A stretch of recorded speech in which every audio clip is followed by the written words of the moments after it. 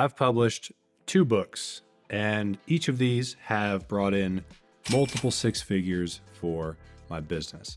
And I've just finished the rough draft for book number 3. Now, I would not have gone through all the effort to write these if these books were not so powerful.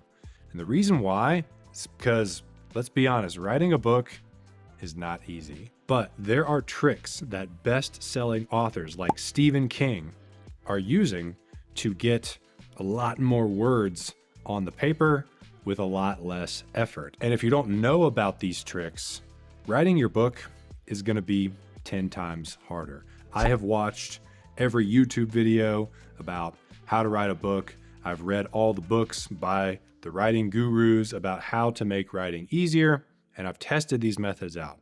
And I've boiled it down to 9 tips that you can use to make writing easier. If you want to get your manuscript done with half the effort and it still be amazing, these tips will light the way. And watch until the very end, because I have saved the most powerful tip by far for last. Tip number 1 is writing blocks.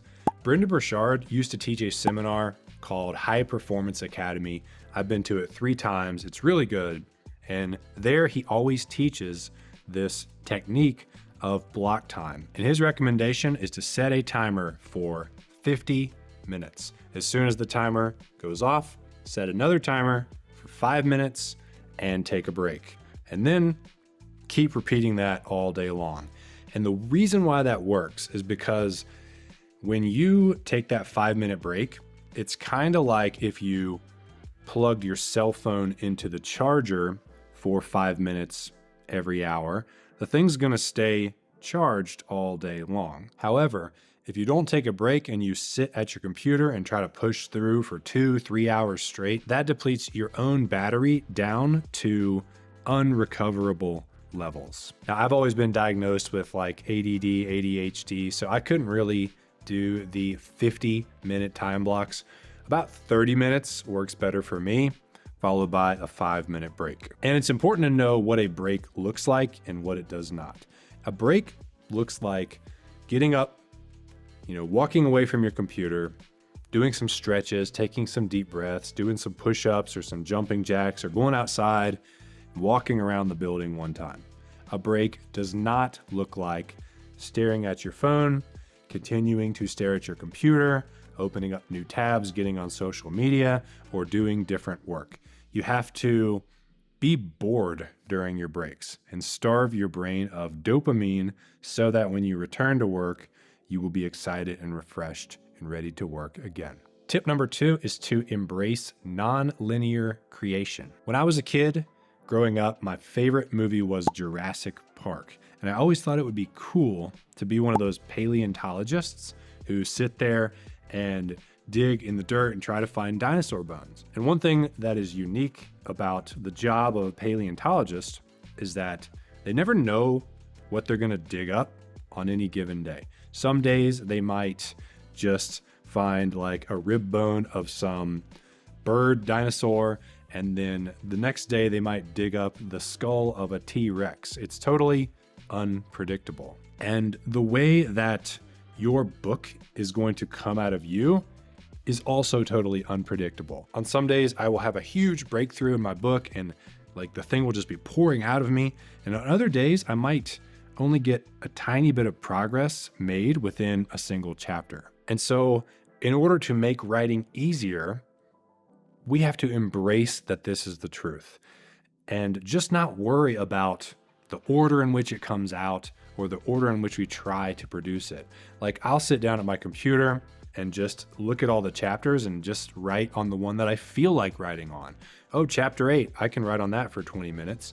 And then as soon as I get bored, I'll hop over to chapter 13 and I'll spend 20 minutes on that.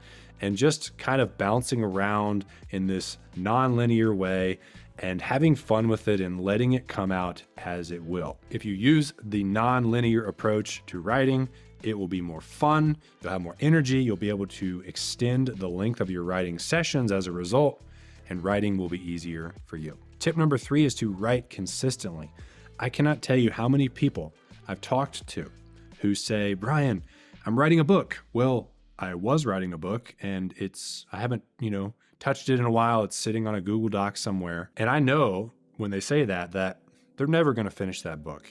You cannot distance yourself from your book for too long. When I do that, I don't even feel like picking it back up. I don't remember where I left off. I don't have energy or excitement for it anymore. And so when I am in the middle of writing a book, I write 5 or 6 days per week for 1 to 2 hours per time consistently. That might sound like I'm very disciplined, but it actually makes it a lot easier to get the thing done when you do that. Stephen King writes every day until he writes 2,000 words.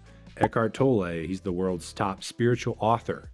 And he says, once you're writing a book, you can't really stop because the book is flowing out of you. And if you stop, you impede the flow. So if you can't commit to writing for at least 30 minutes a day for 5 days a week, let's say, writing a book is going to be a lot harder for you. The more consistently you write, the easier you will be able to pull the manuscript out of your brain and onto that paper. Tip number 4 is to never edit while you write. Think of writing your book like birthing a baby.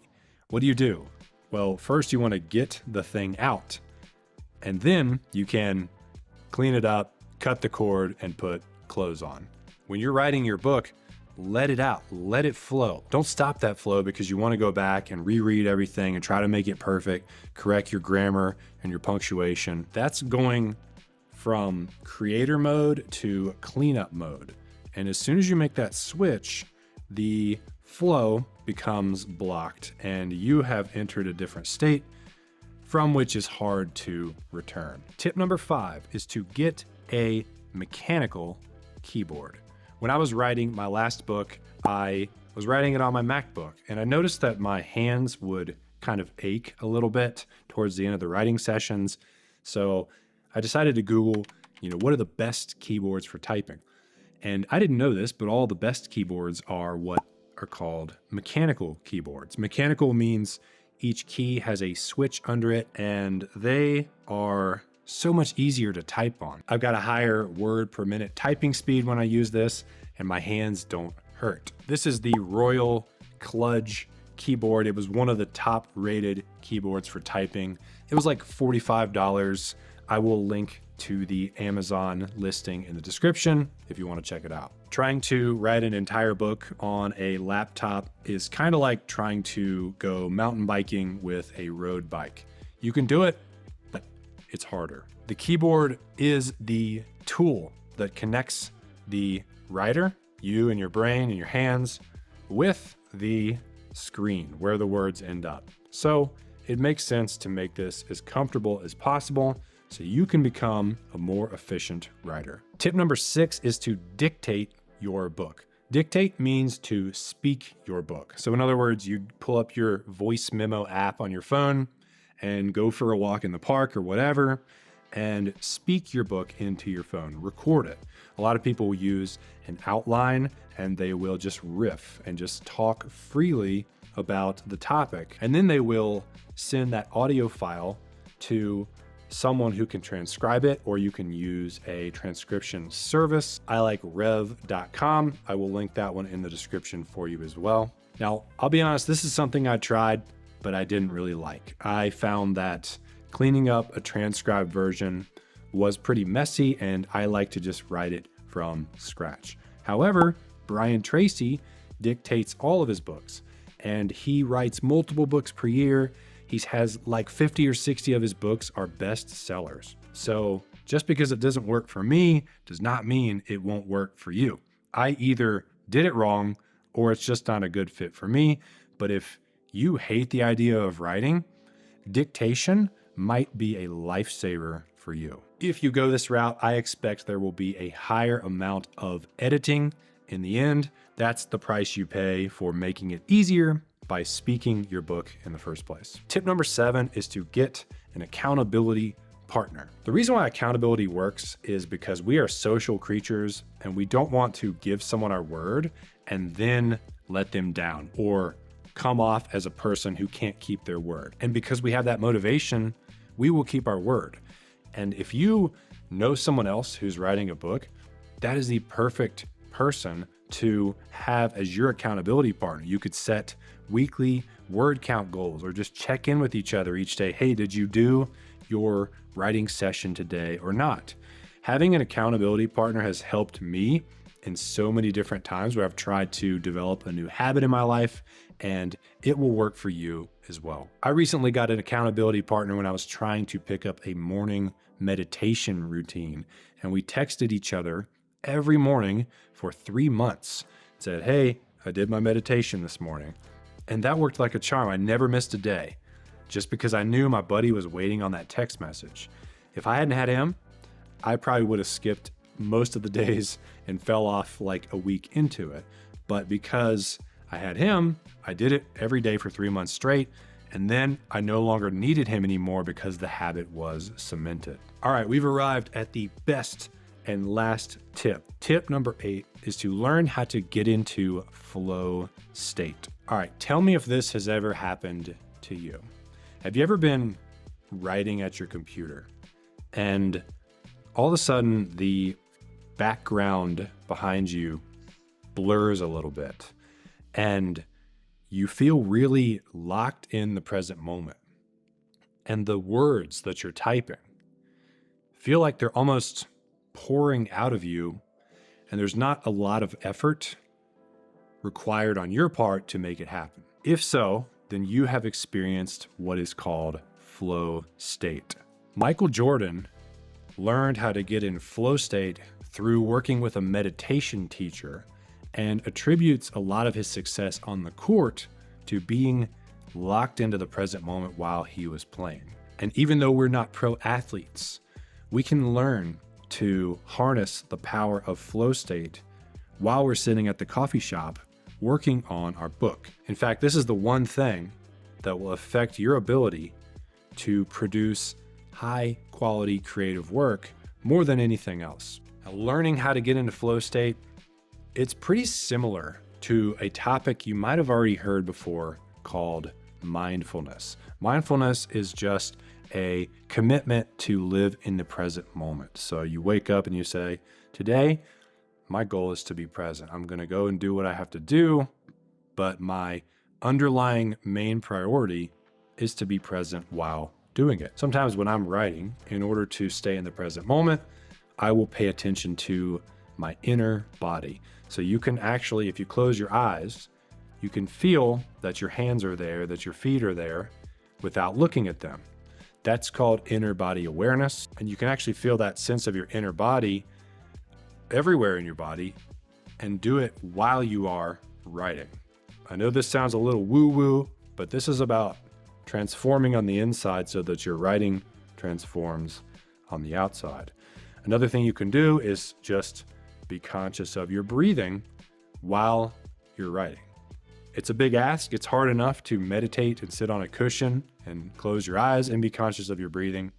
But if you can learn to do that while you're sitting in front of the keyboard writing, you will start to unlock flow state more frequently, which will exponentially increase your ability for creative work. Humans have somewhere between 60 to 80,000 thoughts per day that run through their head. And what's worse is that most of them are negative and repetitive. And so you can see how that is going to get in your way of being an artist and a creator, which is basically what you are. And so transforming on the inside is the best way to make better work on the outside. So just think of flow state as mindfulness, but applied to the task of writing. If you can learn how to do that, your writing will exponentially get better. It will flow out with a lot less effort, and you will become a prolific writer who gets their manuscript done at a fraction of the effort that it takes the next person. All right, those are my top 8 tips to help you make your writing easier so you can get that book done with less effort.